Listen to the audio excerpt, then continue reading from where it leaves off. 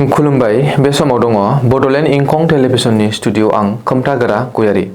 दिनैनि गाहाय रादाबफोराव दङ मिरुनिफ्राय सा सानजा ओनसोल जौगाखांनायनि थाखाय 4,250 कौटि रांनि पेकेज। धेमाजियाव बर'नि हानजाफोरा गोजोन गोरोबथाखौ थाबैनो मावफुंनांगौनि दाबिजों सोमावसारदों।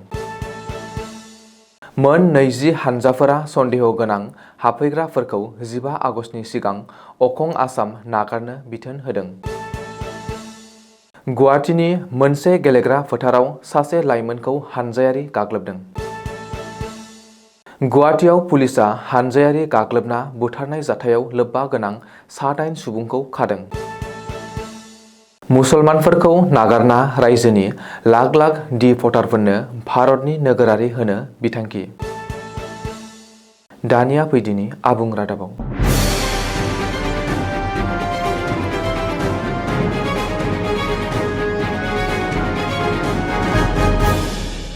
आसाम आरो सा सानजा ओनसोलनि थाखाय मिरु सोरखारनि गेदेर बिथांखि। शुक्रबारखालि गाहाय मन्थ्रि नरेन्द्र मदिनि दैदेननायाव मिरु सोरखारनि केबिनेट मेल जानानै थाङो। बे केबिनेट मेलाव मिरु सोरखारा इन्जिनियारिं सोलोंथाइ फसंथानफोरनि इनफ्रास्ट्राक्चारखौ जौगाखांहोनो थाखाय 4,200 कौटि रां गनायथि होदों। बेनि जोहै लाइमोनफोरनो गोजौ सोलोंथाइ होनायजों लोगोसे आरो साख्रिनि खाबुफोर होनायनि थांखि लादों मदि सोरखारा। रिपर्ट बादिब्ला मिरुनि बे केबिनेट मेलाव आसाम आरो त्रिपुरानि थाखाय जर'खा पेकेजनि थाखाय गनायथि होयो।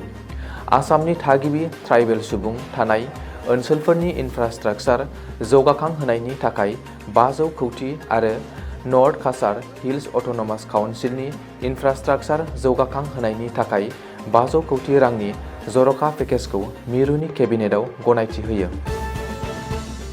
इउनाइटेड बड' पिपुल्स अर्गेनाइजेसन, इउनाइटेड बड' पिपुल्स फराम आरो दुलाराय बर' फरायसा आफादजों लोगोसेनो गुबुन गुबुन माखासे बर' आफादफोरा थामथि बर' गोजोन गोरोबथा एबा बिटिआर गोरोबथाखौ मावफुंनो थाखाय फिन दाबि खालामदों।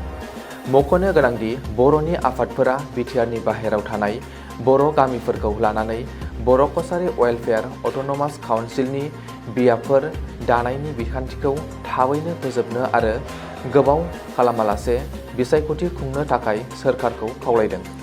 बर' आफादफोरनि गुबुन दाबिफोरा जादों 2020 मायथाइयाव जालांनाय बिटिआर गोरोबथानि दफा 6.3 आव मख'नाय बायदि बर' कछारी वेलफेयार अट'नमास काउन्सिलनि थाखाय मोनसे जर'खा जौगाखां पेकेज, कार्बि आंलं आरो डिमा हासाव जिल्लायाव थानाय बर' कछारीफोरनो शेड्युल ट्राइब गनायथि होनाय, बिटिआरनि बायजोआव थानाय बर' हारिनि ए-टेट आरो सि-टेट उथ्रिसारनाय बिजाथिफोरनि थाखाय मोनसे जर'खा थिसननाय हाबाफारि खुंनाय आरो बर' बिजोंनि भेन्सार फरायसालिफोरखौ प्रभिन्सियेलाइज खालामनाय।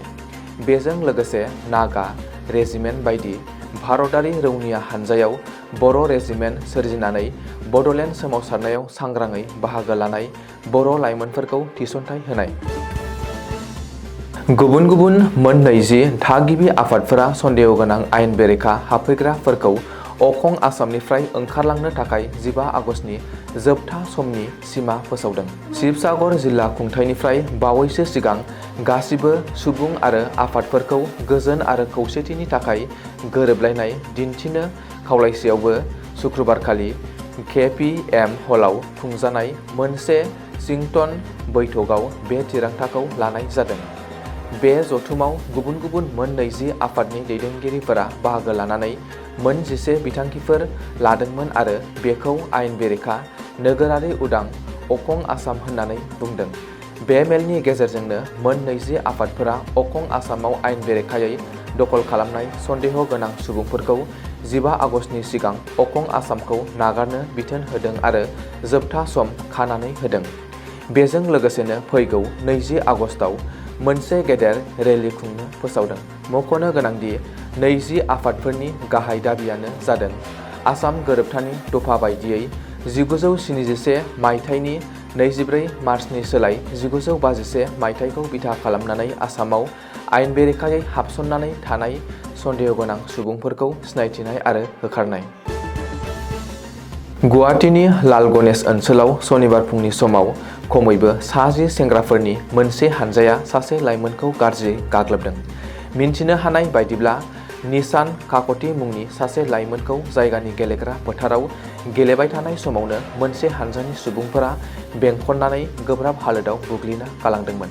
गाग्लोबजाना गोब्राब जोखोम जानाय लाइमोनखौ गोख्रैनो देहा फाहामसालियाव थिसननानै आथिखालाव फाहामथाय होगासिनो दङ। जाथाय बायदियै नखरनि बिमा-बिफाया निशानखौ गाग्लोबग्रा सुबुंफोरनि बेरेखायै पुलिसनि सिगाङाव गोख्रों राहा लानो खावलायदों। बे समाव पुलिसआ गाग्लोबनाय जाथायजों लोब्बा थानाय आरो सिगाङावनो सिनायथि होखानाय गासै 6 दायनिगिरिफोरखौ हमनो नाजागासिनो दङ। गुवाहाटी पुलिसआ पानबाजाराव शुक्रबारखालि हानजायारि गाग्लोबना सासे सुबुंनि जिउ खहा जानाय जाथायाव सोमोन्दो थानाय गासै 9 दायनिगिरिखौ हमदों। मिन्थिनो हानाय बादिब्ला थांनाय 8 आगस्तखालि कटन मुलुगसोलोंसालिनि साखाथियाव खावनाय जाथायनि दायाव 2 सुबुंखौ हिंसाजों गाग्लोबदोंमोन। बे जाथायाव तिलक दास मुंनि सासे सुबुङा गोब्राब जोखोम जानायनि उनाव फाहामनो थाखाय गुवाहाटी मेडिकेल कलेज आरो हस्पिटालाव फाहामनो लांदोंमोनब्लाबो गोब्राबथार हालोदनि जाहोनाव जिउ गोमायो। बेनिनो गुबुन सासे जोखोम जानाय दीपांकर हाजरिकाखौ देहा फाहामसालिनि इन्टेन्सिभ केयार इउनिटआव फाहामथाय होगासिनो दङ। कटन मुलुगसोलोंसालिनि साखाथियाव थानाय खावगली ओनसोलाव आथिखालाव गोबां फिसा मुवा बेसादफोर खावनाय जेंनाजों जुजिनांगासिनो थानायनि जाहोनावनो जायगानि थागिरिफोरा आरो गलादारफोरनि मोनसे हानजाया 2 सुबुंखौ हमदोंमोन होननानै रिपर्टआव फोरमायदों। बबेखानि पुलिसनो गथायनानै हरालासेनो बिसोर 2खौबो बुग्लिनानै लामा सेराव गोब्राब थासारियाव एंगारनानै दोननायखौ नुनो मोन्दोंमोन।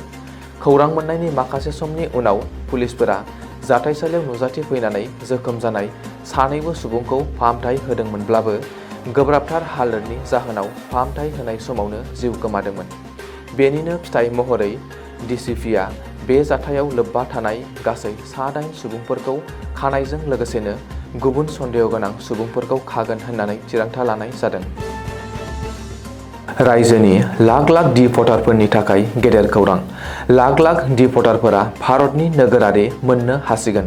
मुसलमानफोरखौ नागारनानै गुबुन गासैबो धोरोमनि डिप'टारफोरा भारतनि नोगोरारि मोननो हागोन।